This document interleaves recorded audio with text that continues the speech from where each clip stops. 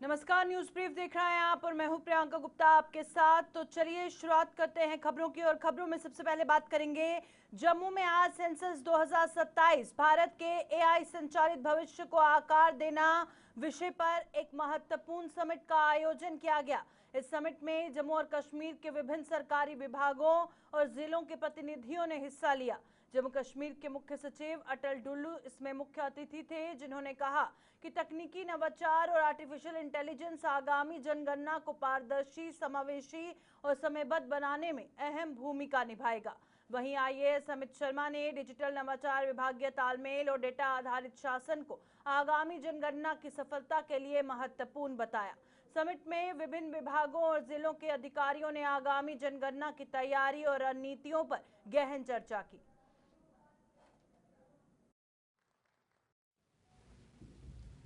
सबसे पहले house holds का इन्यूमरेशन होगा जो जून के महीने में हो जाएगा।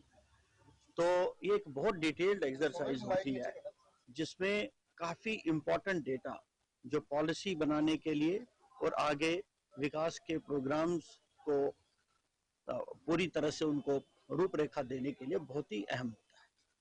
तो मैं समझता हूँ कि ये बहुत ही महत्वपूर्ण डेटा है और ये सारा डेटा डिजिटल प्लेटफॉर्म पर कलेक्ट किया जा रहा है। ये पेपरलेस एक्सरसाइज है और ये सारा डेटा अभी जो हमारा डिजिटल पब्लिक इंफ्रास्ट्रक्चर है और डिजिटल इंडिया मिशन के तहत जितने ज़्यादा हमारे पास डेटा सेट्स अवेलेबल है उनके साथ इंटीग्रेट करें। मैं समझता हूँ ये आगे हमारे गवर्नेंस में, हमारे पॉलिसीज में, हमारे प्रोग्राम्स में एक ट्रांसफॉर्मेटिव रोल अदा के लिए जैसे प्रोसेसिंग हो जाती है अवेलेबल बहुत जल्दी हो पाएगी। तो ये इसलिए इस बार की जो जनगणना 2027 है इसका बहुत महत्व होने वाला है। तो मुझे लगता है कि ये हमारे आने वाले समय में जो हम विकसित भारत 2047 का टारगेट लेकर चल रहे हैं, माननीय प्रधानमंत्री जी का विजन है, उसको रियलाइज करने में जो हमारा सेंसस है जम्मू कश्मीर और लद्दाख जिसका हमें दोनों का प्रभार है, तो उसको हम बड़ी अच्छी तरह से करवा पाएंगे। टेक्नोलॉजी से एक तो क्लीन सेंसस होता है, एक ट्रांसपेरेंसी पूरी रहती है, एक्यूरेट फिगर्स आती हैं और बड़ा फास्ट ट्रैक काम होता है। तो हम उम्मीद करेंगे कि हमारे जितने 20 के 20 जो जिला के डिप्टी कमिश्नर्स हैं और दोनों म्युनिसिपल कमिश्नर, जो मेरे 22 प्रिंसिपल सेंसस ऑफिसर्स जिन्होंने हमारे साथ काम करना है, उनकी टीम्स बड़ी अच्छी तरह से करवाएंगी और इसकी ट्रेनिंग्स हम लगातार दे रहे हैं। So trainings are going on constantly and we are expecting that it would be a very good exercise in both Jammu Kashmir. Kuwait में हुए सड़क हादसे में जान गंवाने वाले जम्मू कश्मीर युवकों की संख्या 6 हो गई है। इस सड़क हादसे में पहले 5 युवकों की मौत हो गई थी और एक घायल हुआ था। और अब खबर आई है कि घायल ने भी जख्मों के ताव ना सहते हुए दम तोड़ दिया है। 6 मृतकों में से एक जिला राजौरी और 5 पुंछ जिले के रहने वाले थे।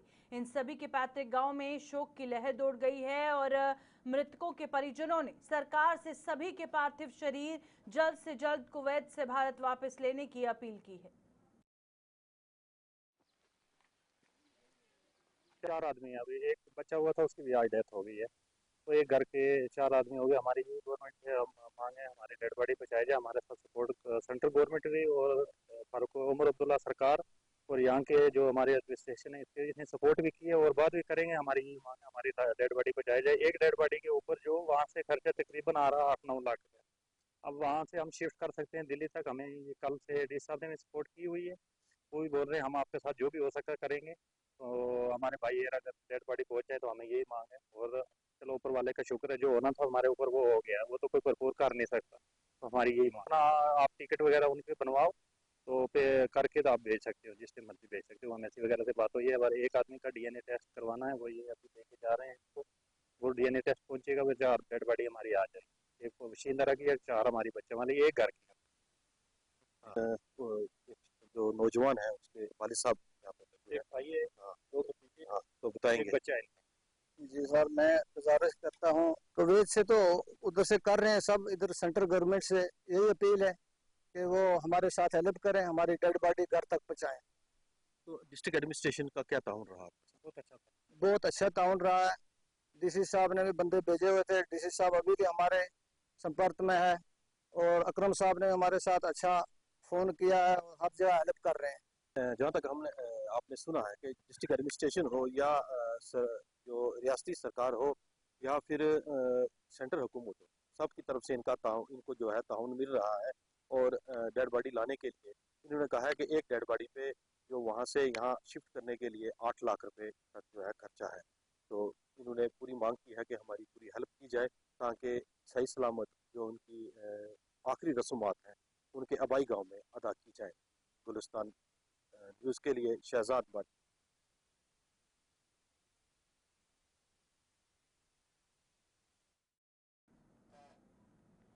रियासी में नवगठित चैंबर ऑफ कॉमर्स के सदस्यों ने आज डिप्टी कमिश्नर कुमार अभिषेक से मुलाकात कर चैंबर से जुड़े विवाद के समाधान के लिए चुनाव कराने की मांग की। सदस्यों ने बताया कि लंबे समय से इस विवाद के कारण व्यापारियों और दुकानदारों के हित प्रभावित हो रहे हैं।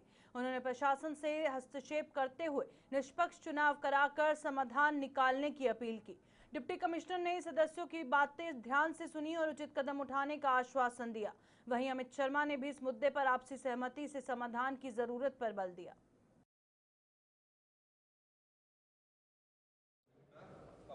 जैसे आप भी जानते हैं कि एक चैम्बर पहले जो सेल्फ स्टाइल आप वो कहते हैं कि हम भी एक चैम्बर है हमारा, और दूसरा जो अभी लोगों ने नियुक्त किया है, तो ये एक कन्फ्लिक्ट बार बार पैदा हो रहा है जिससे कि शहर में जो है वो पैनिक फैल रहा है। तो हम सभी ने जो सलाह की, खासकर हमारे जितने एडवाइजर्स हैं, उन्होंने ये सजेस्ट किया कि हमें डिप्टी कमिश्नर साहब से मिलना चाहिए। और जैसा जो हमारे जो पहले चैम्बर था उनकी भी ये डिमांड थी, और आज हम भी यही डिमांड अपने चैम्बर के अपने डिप्टी कमिश्नर साहब के सामने रखी, चैम्बर ऑफ कॉमर्स रियासी ने, कि अगर कोई कन्फ्लिक्ट है तो क्यों ना एक ऑफिसर डिप्टी कमिश्नर साहब अपॉइंट करें और उस ऑफिसर की निगरानी में जनरल इलेक्शन जो है वो चैम्बर ऑफ कॉमर्स की करवाई जाए। हम सब ने ये डिमांड रखी है क्योंकि उनकी भी डिमांड थी कि ये अपनी मर्जी से बन गया है, और उनको तो आप सभी जानते हैं। तो हमारा उनसे कोई ऐसी बात नहीं है कि कोई हमारी दुश्मनी है या कुछ है। वो भी हमारे रियासी के बिजनेसमैन है, हम लोग भी रियासी के बिजनेसमैन है। और अगर चैम्बर बनाने की प्रक्रिया हमने स्टार्ट की है तो हमारे शॉपकीपर्स के वेलफेयर के लिए की है। जितने सीनियर हमारे एडवाइजर्स हैं उन्होंने ये फैसला किया, और चैम्बर ऑफ कॉमर्स की टीम ने ये फैसला किया कि डिप्टी कमिश्नर साहब से आग्रह करेंगे कि आप अपने किसी ऑफिसर की निगरानी में एक जनरल। डोडा के अपर मलहोरी गांव के निवासी इन दिनों अत्यधिक बारिश के कारण नेशनल हाईवे 244 के कटाव से परेशान हैं। इन लोगों का कहना है कि इस कटाव ने उनके घरों के पास गंभीर खतरा उत्पन्न कर दिया है। वे लगातार भूस्खलन और अधिक कटाव से के डर में जी रहे हैं, और प्रभावित परिवारों ने NHIDCL और जिला प्रशासन से कई बार मदद की मांग की, लेकिन कोई ठोस कदम नहीं उठाए गए। लोगों का कहना है कि यदि तत्काल उपाय नहीं किए गए तो वो सुरक्षित जगहों पर पलायन करने को मजबूर हो जाएंगे। सर, आज से 2-3 साल पहले ये रोड थोड़ी डाउन हुई थी। मैंने डीसी साहब के पास एप्लीकेशन दी, उन्होंने NHDCL के GM के पास एप्लीकेशन सर गई उधर। वो इधर आए, मौके पे उन्होंने देखा, उनने सर मुझे ऐसे बहला के फुसला के उधर से निकाल दिया। बोला ये क्रेड वॉल है, ये कभी जिंदगी में गिरती नहीं है और हम थोड़ा बहुत काम करेंगे। फिर सर उसके बाद इन्होंने क्या किया, यहाँ पे कंक्रीट वगैरह डाली, कम से कम 1.5 मीटर रोड बैठ गई थी। उसके बाद कंक्रीट डाली, ब्लैक टॉप कर दिया, रोड लेवल कर दी। सर उसके बाद आज 10 दिन पहले फिर ये रोड बैठ गई। 10 दिन के बाद इन्होंने कंक्रीट आज फिर कंक्रीट की है, ब्लैक टॉप की है। उसके बाद सर आज फिर ये रोड से बारिश की वजह से रोड बहुत डाउन हो गई है। सर इससे मेरा घर इधर पास में है, अगर रात को ये रोड गिर के मेरे घर के ऊपर चढ़ जाती है, मेरे बच्चे और फैमिली की जिम्मेवारी सर कौन लेगा। कल परसों भी सर मैं एप्लीकेशन 3-4 दिन पहले एप्लीकेशन लेके गया था मैं डीसी साहब के पास। उन्होंने बोला जी आप NHDCL उनके GM साहब उनके पास गए, उन्होंने एप्लीकेशन वगैरह पढ़ी, बोला मौसम ठीक होगा सर तो हम यहाँ पे मौका देखने आएंगे। सर आते हैं इधर से देखते हैं, ना कोई मेरी बातचीत ना कोई कुछ। अगर रात को सर ये रोड गिर के नीचे आ जाएगी तो मेरा तो घर परिवार पूरा खत्म हो जाएगा। इसका सर रिस्पॉन्सिबल कौन होगा, जिम्मेवार कौन होगा। लेकिन जो है कंपनी की पूरी गलती है। इन्होंने कितने बार उनको समझाया कि हाँ ऐसे करो वैसे, इन्होंने सुने नहीं। देखो साइड पे जो बंदे बोलते हैं उनका वो प्रॉपर्ली काम करते हैं, तो ये बेचारे गरीब बंदे हैं, इनका कोई सुनाई नहीं है। तो हम यही चाहते हैं कि इनकी जो ये पूरा उखाड़ के यहाँ पे कंक्रीट वॉल लग जाए, कंक्रीट बिलसक 4 मीटर के ऊपर ये कंक्रीट वॉल कर दे तो कोई दिक्कत नहीं हमें। तो देखो सर, ये रोड पॉसिबल हो सकता है? आप मुझे बताइए। तो परसों भी देखो बारिश हुई थी, बारिश में इनके बच्चे यहाँ रहे, तो कोई ये देखो ना, गरीब की सुनाई है? हम यही चाहते हैं कि जब कंपनी कोई आती है सब फ्रॉड करते हैं। अब जब आप इनको बोलेंगे हाँ जी आप कर देंगे, दूसरे दिन ये फोन अपना ब्लैकलिस्ट में लगा देते हैं, ना ये हमसे अच्छी तरह से बात करते हैं, ना कुछ। जो इनको बोलते हैं, जो इनको धमकाते हैं, तो उनका वो काम करते हैं। ये बेचारा गरीब क्या करेगा? आप ही बताइए ना, क्या करेगा? आप खुद देख रहे हैं कि पूरा रोड ये डैमेज है, तो उस साइड देखो पूरा है ही क्या है। ये जो E5 का जितना भी काम है सब जीरो है। तो SDM साहब आए थे, उन्होंने क्या पास किया, क्या कर रहे हैं? आप ही जवाब दीजिए ना इसका। तो ऐसे में ये चाहते हैं कि इनकी सेफ्टी को देखते हुए यहाँ की एडमिनिस्ट्रेशन या फिर जिस कंपनी ने यहाँ पर काम लगाया है, जो इस इलाके के विधायक हैं, जल्दी से इनकी सुनवाई हो। पिछले 3 साल से लगातार के ही चक्कर एडमिनिस्ट्रेशन के पास लगा चुके हैं, लेकिन सुनने के लिए कोई तैयार नहीं है। लेकिन पिछले कई दिनों से जो लगातार बारिश हो रही है, उसके बाद ये रोड जो है दोबारा से अपना अलग रूप बना चुकी है। फिलहाल इन्होंने बताया कि इस रोड को पास कर दिया है, लेकिन इस जगह पर जो अधिकारी आए थे इस सड़क के बीच में गाड़ियां रख दी थी, और वो गाड़ियां जो है उनकी बिल्कुल पिछली साइड जो क्लियर वाला रास्ता है उससे होकर गई है। उम्मीद करेंगे ये खबर देखने के बाद अपनी आंखें खोलें और इनकी परिवार की सेफ्टी का ध्यान रखें और इन्हें जो है दीवार खड़ी करके दे दें जो ये चाहते हैं, या फिर इन्हें कंपनसेशन दे दें ताकि ये अपना घर यहाँ से उठाकर दूसरी जगह शिफ्ट कर दें। रियासी की डडुआ पंचायत के गोदर इलाके में लंबे समय से लंबित सड़क निर्माण कार्य की मंजूरी मिल गई है। ये मांग स्थानीय लोगों द्वारा कई बार उठाई गई थी और उन्हें बार बार सिर्फ आश्वासन ही मिलते थे। चुनाव से पहले स्थानीय विधायक कुलदीप राज दुबे ने गोदर क्षेत्र में पहुंचकर लोगों को विश्वास दिलाया था कि सड़क निर्माण कार्य उनके जीतने के बाद जल्द ही शुरू किया जाएगा। अब उनका वादा पूरा होता दिख रहा है, क्योंकि सड़क निर्माण के लिए धनराशि स्वीकृत हो चुकी है और जल्द ही काम शुरू होगा। इस निर्णय से गोदर क्षेत्र के लोग खुश हैं और उन्होंने विधायक को दिल से आभार जताया है। ਜਿਹੜੀ ਮੰਗ ਹੀ ਲੋਕਾਂ ਦੀ 70 ਸਾਲ ਦੇ ਬਾਅਦ ਅੱਜ ਜਿਹੜਾ ਸੁਪਨਾ ਲੋਕਾਂ ਦਾ ਪੂਰਾ ਹੋਇਆ ਇਸ ਰੋਡ ਦਾ, ਔਰ ਬਹੁਤ ਬਹੁਤ ਵਧਾਈ ਹੈ ਸਾਡੇ MLA ਮੰਗੂ ਸ਼ਾਹ ਹੋਰੀ, ਕੁਲਦੀਪ ਰਾਜ ਦੁਬੇ ਹੋਰੀ ਤੇ ਉਹਨੇ ਜ਼ਿਲ੍ਹਾ ਮਤਲਬ ਅੱਜ ਲੋਕਾਂ ਨੂੰ ਆਸ਼ਵਾਸਨ ਦਿੱਤਾ ਹੈ ਕਿ ਮੈਂ ਜਲਦੀ ਕੋਲ ਜਲਦੀ ਰੋਡ ਬਣਾਵਾਂਗਾ। ਅੱਜ ਉਹਨੇ ਲੋਕਾਂ ਦਾ ਪੂਰਾ ਸੁਪਨਾ ਸਾਡੇ ਮੰਗੂ ਸ਼ਾਹ ਨੇ ਪੂਰਾ ਕੀਤਾ ਹੈ ਔਰ ਵਧਾਈ ਹੈ ਪੂਰੇ गांव ਵਾਸੀ। ਕਿੰਨੀ ਸਮੱਸਿਆ ਆਉਂਦੀ ਜਦੋਂ ਬਾਰਿਸ਼ ਹੁੰਦੀ ਖਾਸ ਤੌਰ ਤੇ? ਰਾਮ ਸੁਭੀ ਤੁਸੀਂ ਤੇ ਸਾਰਾ ਪਤਾ ਹੈ ਕਿ ਬਹੁਤ ਸਮੱਸਿਆ ਆਉਂਦੀ ਸੀ ਕਿ 3-4 ਕਿਲੋਮੀਟਰ ਲੋਕੇ ਬੱਚੇ ਜਿਹੜੇ ਛੋੜਨ ਜਾਣੇ ਹੁੰਦਾ ਚੁੱਕੀ ਹੈ, ਬੱਚੇ ਸਕੂਲ ਆਣਾ ਜਾਣਾ, ਅਗਰ ਕੋਈ ਬਿਮਾਰ ਹੋ ਜਾਂਦਾ ਉਹ 4 ਵਾਰੀ ਉੱਪਰ ਲਈਏ ਜਾਣਾ ਪੈਂਦਾ ਹਾਂ ਤੇ ਬਹੁਤ ਮੁਸ਼ਕਿਲ ਸੀ ਲੋਕਾਂ ਦੀ। ਔਰ ਹਰ ਵਾਰੀ ਇੱਥੇ ਅਸੀਂ ਵੀ ਐਜੀਟੇਸ਼ਨਾਂ ਵੀ ਕੀਤੀਆਂ, ਫਾਈਲਾਂ ਬਣੀਆਂ ਕੈਂਸਲ ਹੋਈਆਂ, ਟੈਂਡਰ ਲੱਗੇ ਦੇ ਕੈਂਸਲ ਹੋਏ ਤੇ ਅੱਜ ਮੰਗੂ ਸ਼ਾਹ ਹੋਰਾਂ ਦੀ ਬਹੁਤ ਬਹੁਤ ਵਧਾਈ ਹੈ ਇਹ ਲੋਕਾਂ ਦੇ गांव ਵਾਸੀਆਂ ਦੀ। गोदर खालसा ਦੇ ਵਿੱਚ ਵੀ ਡੜਵਾ ਪੰਚਾਇਤ ਵਿੱਚ ਵੀ गोदर खालसा ਦਾ ਏਰੀਆ ਵੀ ਜਿਹੜਾ 5-7 ਘਰ ਉਹ ਵੀ ਆਏ ਨੇ ਵਿੱਚ ਪੂਰਾ ਡੜਵਾ ਪੰਚਾਇਤ। ਇਹ ਲੋਕਾਂ ਦਾ ਪੂਰਾ 70 ਸਾਲ ਦਾ ਬਾਅਦ ਜਿਹੜਾ ਸੁਪਨਾ ਪੂਰਾ ਹੋਇਆ। ਮਤਲਬ ਅਸੀਂ ਬੜੇ ਵਾਰੀ ਅਸਾਂ DC ਆਫਿਸ ਵੀ ਗਏ, ਡੈਪੂਟੇਸ਼ਨ ਵੀ ਲਈਏ ਗਏ, ਇੱਥੇ ਵੀ ਧਰਨੇ ਵੀ ਦਿੱਤੇ, ਰੋਡ ਵੀ ਬੰਦ ਕੀਤੇ, ਬਣੀ ਦੀਆਂ ਫਾਈਲਾਂ ਸਾਡੀਆਂ ਪਿੱਛੇ ਹੁੰਦੀਆਂ ਰਹੀਆਂ। ਲੇਕਿਨ ਹੁਣ ਇਹ ਵਿਧਾਇਕ ਸਾਹਿਬ ਹੁੰਦਾ ਕੁਲਦੀਪ ਰਾਜ ਦੁਬੇ ਹੁੰਦਾ, ਅਸ ਦਿਲ ਦੀ ਗਹਿਰਾਈਆਂ ਕਰਨੇ पूरी पंचायत की तरफा अस शुक्रिया अदा करने, धन्यवाद करने कि जिन्हें असें ये इस जुग बनाई लिया। ये रोड जेड़ा कनैक्टिविटी पार करने भी होगी और असें डिस्टेंस भी घटी गया और मते हारे फायदे असें सारे ग्राम वासियों होइए। और एक थैंक्स हुंदा और भी करने कि हैंड पंप भी 2 अज दी डेट च आई है, एक 7 नंबर वार्ड, एक 8 नंबर वार्ड। ये शुभकामनाएं अस सारी पब्लिक की तरफ दा, पूरी डड़वा पंचायत की तरफ दा अस हुंदा मोस्ट वेलकम करने और शुक्रिया अदा करने कि जिन्हें असें ये PMGSY दा इन्ना 8.5 किलोमीटर रोड असें देन आउंदी है जेड़ी इत्थे आए हैं। सब तो पहले उन्हें इत्थे ये आख्या कि मैं अगर नहीं भी कुछ देख मैं पल्ले भी पैसे खर्चिए तुसीं रोड।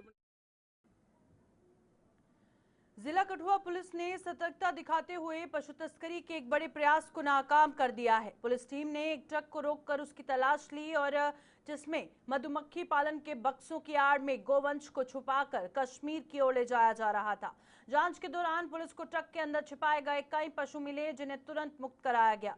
शुरुआती जांच में सामने आया है कि तस्कर लगातार नए तरीके अपनाकर पुलिस को चकमा देने की कोशिश कर रहे हैं।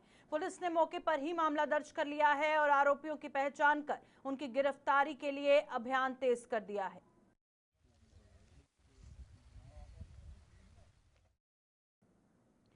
राजौरी में शिक्षा विभाग द्वारा आयोजित 3 दिन के जागरूकता अभियान के समापन पर आज एक रैली का आयोजन किया गया।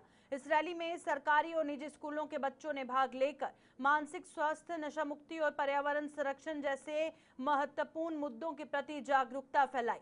रैली में राजौरी और थन्ना मंडी के विधायक भी शामिल हुए, जिन्होंने बताया कि इन गतिविधियों के माध्यम से छात्रों को समाज में सकारात्मक बदलाव लाने के लिए प्रेरित किया जाता है।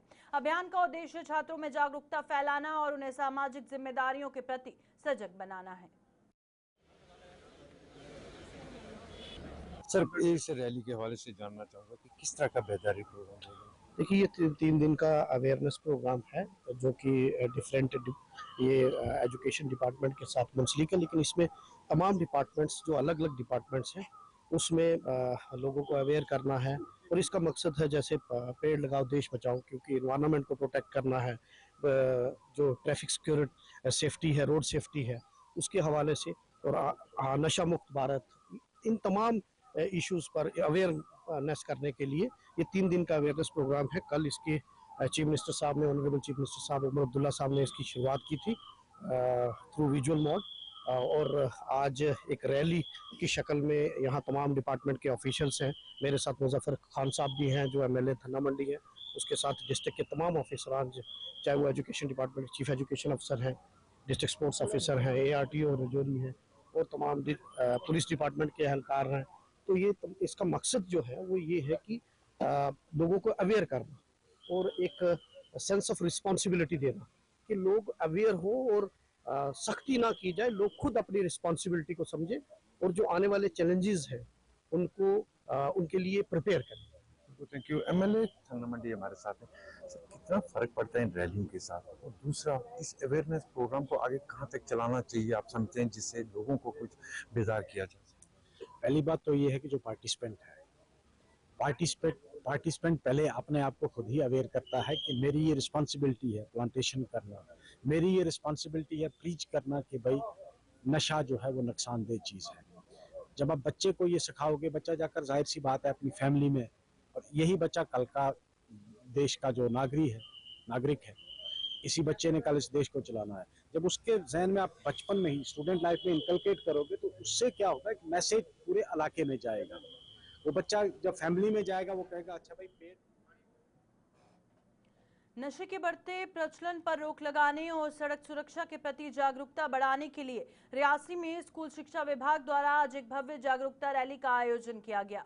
रैली का उद्घाटन जिले के DC कुमार अभिषेक ने किया, जिसका मुख्य उद्देश्य युवाओं और आम जनता को नशे के दुष्प्रभावों के बारे में जागरूकता करना और सड़क पर वाहन चलाते समय सुरक्षा नियमों का पालन करने के लिए प्रेरित करना था। रैली में बड़ी संख्या में स्कूली बच्चों ने हिस्सा लिया, जिन्होंने नशे के खिलाफ और सड़क सुरक्षा से संबंधित संदेश दिए,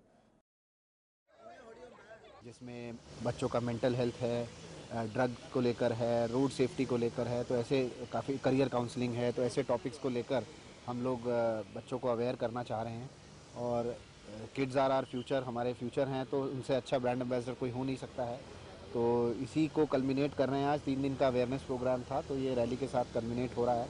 तो आइडिया तो हमारा यही है कि ज़्यादा से ज़्यादा हमारे जो बच्चे हैं वो इस बारे में अवेयर रहें, और अगर उनको कोई इस चीज़ को लेकर कोई समस्या आती है तो हमसे तुरंत बात करें। यही फॉर्मेटिव ईयर्स होते हैं, जो बच्चा सीखता है उसको अपने, जैसे हम भी अपने स्कूल कॉलेज में रहते हैं, जो हम चीज़ उस समय सीख लेते हैं वही हम लोग उसको लाइफ लॉन्ग आगे फॉलो करते हैं। तो ये फॉर्मेटिव ईयर्स में ही जो है, अगर हम कठुआ में आयोजित 3 दिवसीय जागरूकता कार्यक्रम का आज सफल समापन हुआ और इस दौरान शिक्षा, स्वास्थ्य, स्वच्छता, नशा मुक्ति और सामाजिक जागरूकता जैसे मुद्दों पर विशेषज्ञों ने लोगों को जागरूक किया। कार्यक्रम के अंतिम दिन जिले के DC राजेश शर्मा ने जागरूकता रैली को हरी झंडी दिखाकर रवाना किया और रैली में स्कूली बच्चों व अन्य लोगों ने बढ़ चढ़कर भाग लिया और उसे लेकर समाज को सकारात्मक संदेश दिया।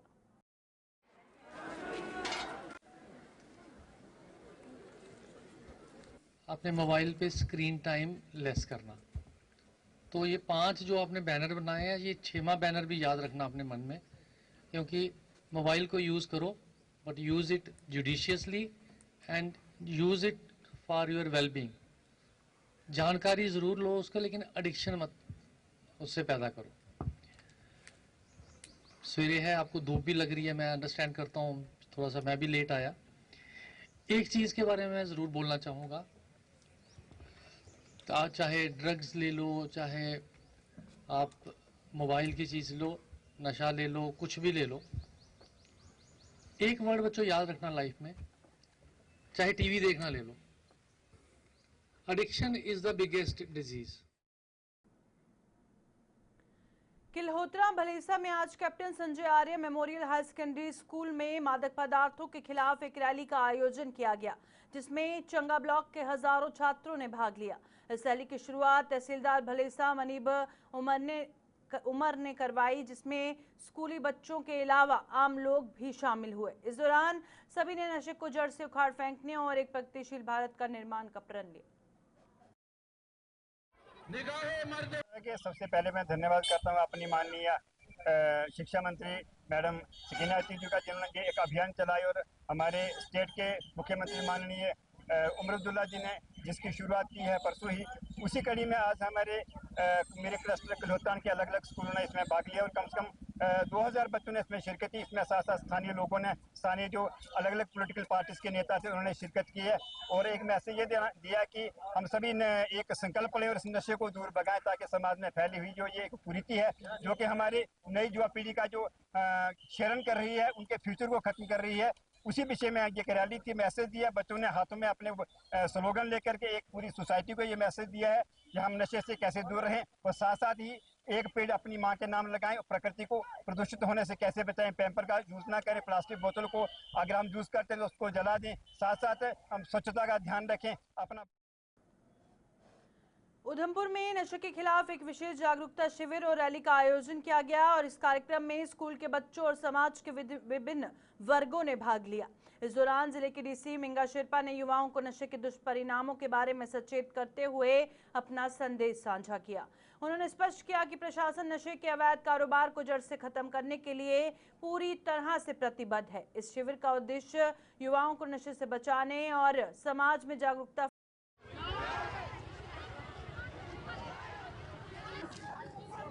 यहाँ से जाकर जो हमारे boys higher secondary school Udhampur वहाँ पे कल्मिनेट करेगी। ये रैली प्राइमरीली अगर आप देखें जो हमारे 4 मेन इश्यूज़ हैं, एक है ड्रग मेनेस जो सोसाइटी में काफ़ी फैल गया है, ट्रैफिक सेफ्टी के बारे में भी है, एनवायरमेंटल प्रोटेक्शन के भी बारे में है और last but not least mental health के भी बारे में है। तो आप देखें सारे हमारे जितने भी उधमपुर सिटी हेडक्वार्टर में जितने भी मई सारे स्कूल्स हैं, NCC हो गए, कई सारे ऑर्गेनाइजेशन से बच्चे आए हुए हैं। तो आज बड़ी अच्छी बात है कि हमने कैंपेन भी लॉन्च कर रहे हैं। आने वाले दिनों में आपको याद है कि 100 डेज़ नशा JNK का अभियान भी चल रहा है, जिसमें मेन फोकस रहेगा कि एक अवेयरनेस लोगों तक पहुंचाना, एक इन्फोर्समेंट करना कि जो ड्रग मेनेस की प्रॉब्लम है उसको कंट्रोल करने के लिए। सर मेन मोटिव क्या है इस रैली का जो आप निकाले? जैसे मैंने कहा जो हमारे 4 ऑब्जेक्टिव्स हैं। फर्स्ट ऑब्जेक्टिव जो मैंने कहा जो नशा मुक्त JNK का एक प्लान है जो चल रहा है, ऑलमोस्ट 100 डेज़ का प्लान है। उसके अलावा जो ट्रैफिक अवेयरनेस, आप देख रहे हैं कि Udhampur being on national highway कई सारे ट्रैफिक एक्सीडेंट्स होते रहते हैं, तो जो ट्रैफिक बेसिक डिसिप्लिन है पेडेस्ट्रियन के लिए, बाकी चीज़ों के लिए वो है। तीसरा एनवायरमेंटल प्रोटेक्शन के लिए, उधमपुर आपको पता है कि नेचुरल डिजास्टर से भी काफ़ी अफेक्टेड रहता है, तो जैसे एफॉरेस्टेशन हो, बाकी। आरएसपुरा बार एसोसिएशन ने आज मुंसिफ कोर्ट के बाहर प्रदर्शन किया। बार एसोसिएशन की मांग थी कि चीफ जस्टिस द्वारा आरएसपुरा कोर्ट में एडिशनल सेशन जज की नियुक्ति के लिए दिए गए आदेश को जल्द लागू किया जाए।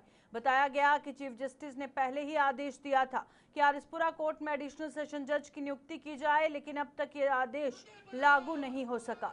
इस अवसर पर बार एसोसिएशन के प्रधान दीपक शर्मा ने कहा कि जल्द से जल्द एडिशनल सेशन जज को आरएसपुरा में नियुक्त किया जाए ताकि स्थानीय न्यायिक कार्यों में तेजी लाई जा सके।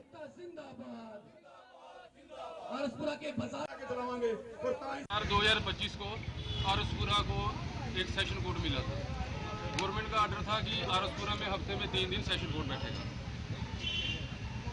लेकिन प्रॉब्लम ये थी कि इंफ्रास्ट्रक्चर की प्रॉब्लम थी, तो हम एडमिनिस्ट्रेशन से मिले और हमने अपने लोकल एमएलए की मदद से सारा अरेंजमेंट किया। हमने जो बिल्डिंग थी इसको रेनोवेट किया। उस फंड्स प्रोसेस होने में और रेनोवेशन में जब 5-6 महीने का वक्त गुजरा, उसके बाद जब हम एडमिनिस्ट्रेशन से मिले तो उन्होंने वहाँ पे यू टर्न ले लिया कि हम सेशन कोर्ट को वहाँ पे नहीं बिठा सकते। अभी भी वहाँ हमारी application for meeting chief justice of Jammu and Kashmir high court वो पेंडिंग पड़ी हुई है और हमें बार बार जाने पर भी चीफ जस्टिस से मिलाया नहीं जा रहा।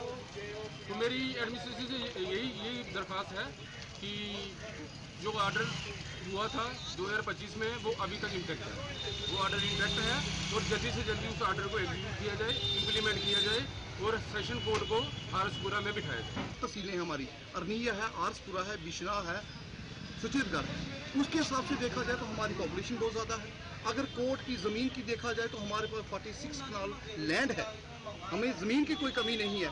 120 साल पुराना हमारा मुनसिफ कोर्ट है, इतना पुराना कोर्ट है, अभी तक हमारे कोर्ट को एज इट इज़ रखा जा रहा है, मुनसिफ ही रखा जा रहा है, उसको उसका दर्जा जो सही दर्जा वो नहीं दिया जा रहा है। इसके लिए हमारी यही डिमांड है, ऑनरेबल हाई कोर्ट से भी डिमांड है, गवर्नमेंट से भी हमारी यही डिमांड है कि हमें जल्द से जल्द एडिशनल सेशन जज साहब जो as per order of the honourable. News brief में फिलहाल इतना ही, दीजिए इजाजत, नमस्कार।